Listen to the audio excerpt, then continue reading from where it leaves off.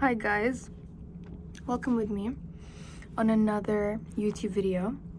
And honestly guys, I've been thinking a lot about starting a podcast, and I think maybe this is gonna be the first episode. I don't know, I'm gonna think about it when it's time for me to upload this. I might upload it as a podcast or a normal YouTube video. In any case, the idea of the podcast that I'm thinking about is gonna be like a step-by-step process of me teaching you emotional intelligence, emotional regulation skills, how to be your own therapist, the basics of maintaining your own mental health by yourself. And I'm gonna be first setting a foundation and then building on top of it, starting with the basics. And as we go, I'm gonna start teaching you more advanced things, okay? I'm gonna try to make it as simple as I possibly can so that anyone can benefit from this. Even kids can listen to this and understand. Like, that's what I want. I want my content to be so reachable to literally all age groups as much as possible. So let's get started. First of all, for you to have good mental health, you need to understand how you feel. It's really important. You need to understand yourself. And what is the self consisted of? It's consisted of feelings, emotions, and thoughts. Okay? These two things consist your inner world. And if you want your mental health to be good, you need to become friends with your inner world. If your inner world is filled with demons and so much darkness, how are you going to feel comfortable in your own body, in your own existence? You know, people that are struggling a lot with their mental health, they tend to run away from their inner world using distractions such as substance abuse, which is like smoking, drinking, partying when they feel really bad. These are like extremes, and like other kinds of substance abuse. And also they might, it could also look like in a very simple form, which is like going out with friends when they feel bad, they just want to distract themselves. They, let's say, binge watch shows because they want to distract themselves. As you can see, these little acts are so harmless and they're fine, and they are actually, they're super fine. The issue is the intention. You're not going out with friends because you love them and you miss them. You're going out because you want to distract yourself from something going on within you. And this can also affect your choices in what friends you hang out with. Your standards for friends is going to be so low because you don't really care. You just want to be distracted, and so you will hang out with anyone because you don't want to deal with what's within you. Another way this also can look like, oh shit.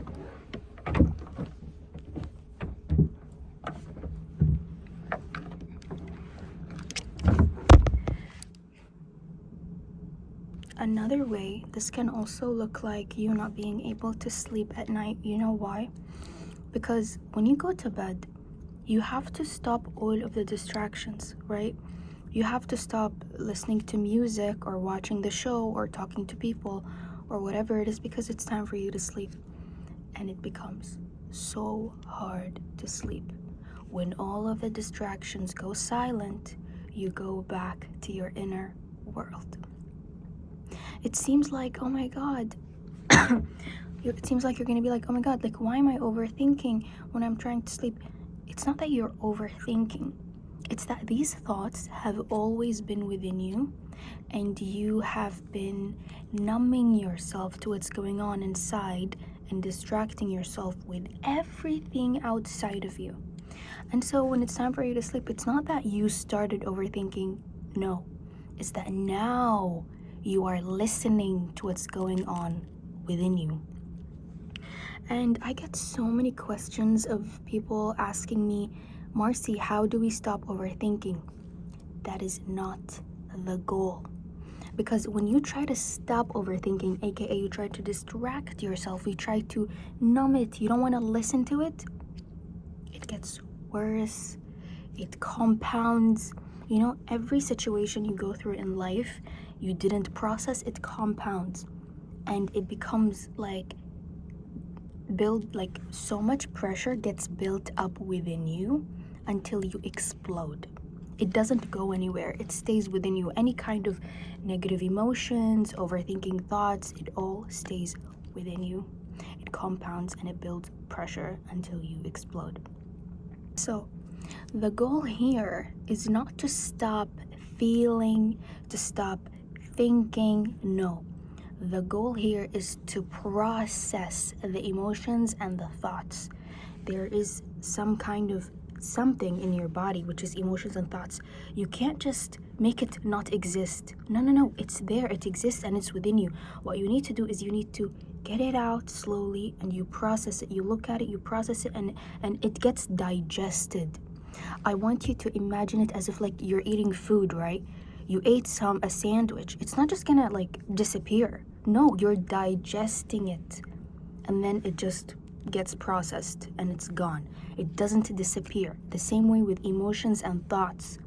It's like there is emotions and thoughts. It cannot disappear. You need to digest it, and then it processes, and then it goes away. You understand?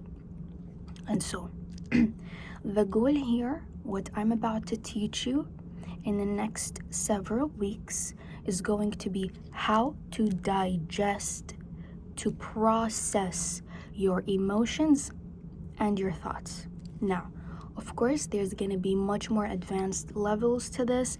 There's going to be diving into your limiting beliefs, your subconscious mind, and healing trauma and rewiring the subconscious mind so that it serves what it is that you want to achieve in your life. And we are absolutely going to dive deep into that. But first, we need to learn how to digest our emotions and our thoughts before we tap into the more advanced stuff. There is also somatic exercises that releases the energy of the trauma. Don't worry about that. I got you. We're gonna go through it week by week. I will be explaining each concept in the correct order for it to make sense to you. We will be building a stable foundation first with the basics, and then we're gonna start moving level by level, bit by bit, so you don't get overwhelmed or confused, and for it to make sense, and so you can actually apply it and benefit from it in your own life. Okay? I hope you learned something new. Thank you so much for watching. And this was a little introduction video explaining to you what we're gonna be talking about and why. And